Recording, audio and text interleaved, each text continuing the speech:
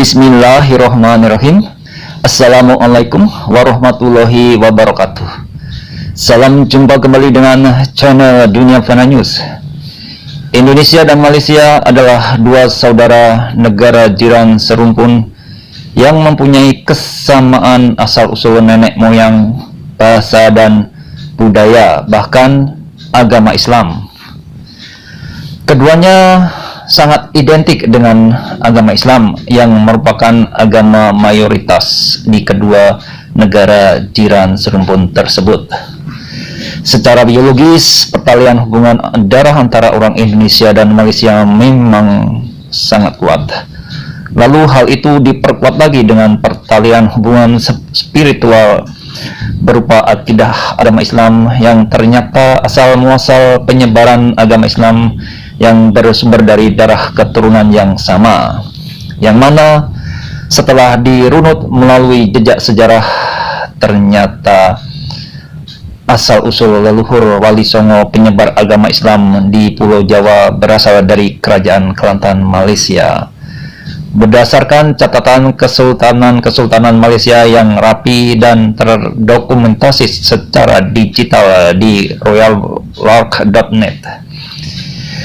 Selain itu, juga terselip dalam buku History of Java karya Thomas Stamford Raffles yang menerangkan bahwa Syekh Jumadil Kubro adalah sang pionir Wali Songo yang menjadi ayah dari Syekh Maulana Maghribi atau Sunan Gresik dan Syekh Ibrahim Asmorokondi, ayah Sunan Ampel, tercatat tinggal di Kelantan, Malaysia.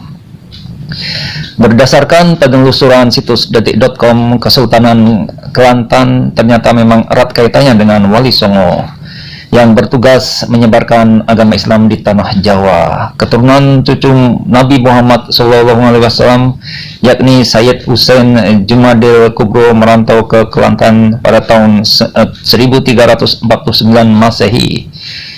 Jumadil Kubro menikahi putri keluarga Diraja Imperium Cermin dari Kerajaan Kelantan Purba.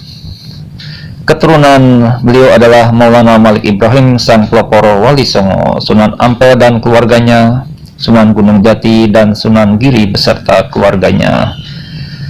Kerajaan Cermin luasnya dari Aceh, Kelantan di Malaysia dan Champa di delta Sungai Mekong, Vietnam Selatan.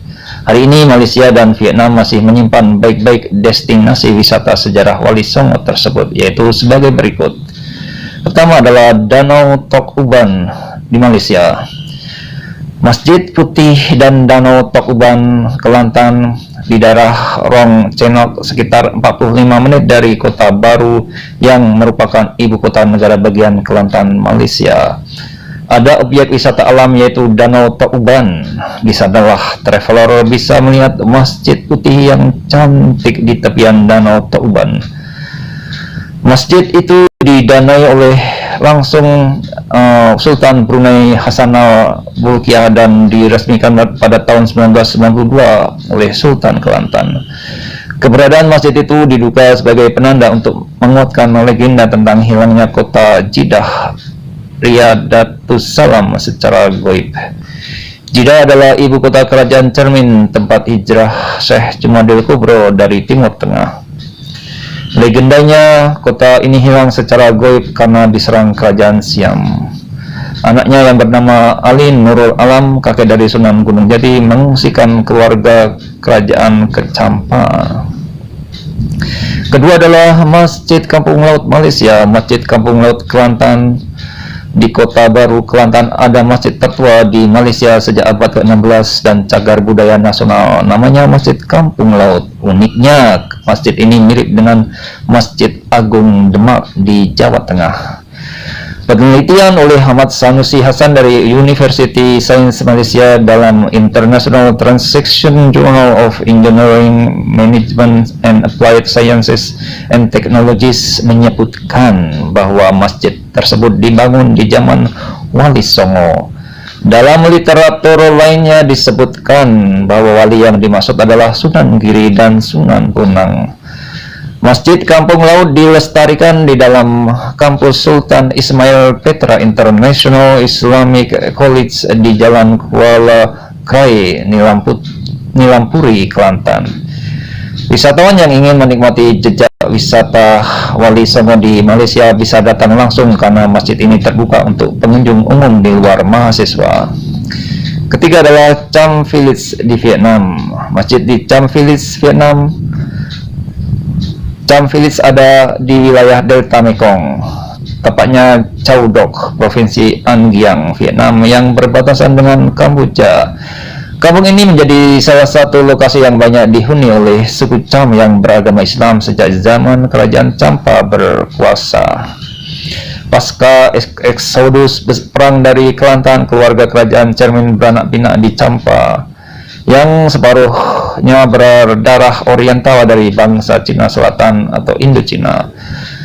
Sunan Ampel lahir di sini. Keponakannya yang bernama Sunan Gunung Jati juga lahir di sini dalam catatan royallock.net. Bekas kerajaan Champa hari ini disebut Cham Village. Wisatawan bisa datang dengan jalur sungai untuk menikmati suasana pedesaan Islam. Ada masjid, madrasah, pemakaman Islam, wisata kuliner, serabi, dan pisang goreng. Bahasa mereka pun masih serumpun dengan Aceh. Demikian informasi yang bisa kami sampaikan kali ini. Terima kasih atas perhatian Anda semuanya. Wassalamualaikum warahmatullahi wabarakatuh.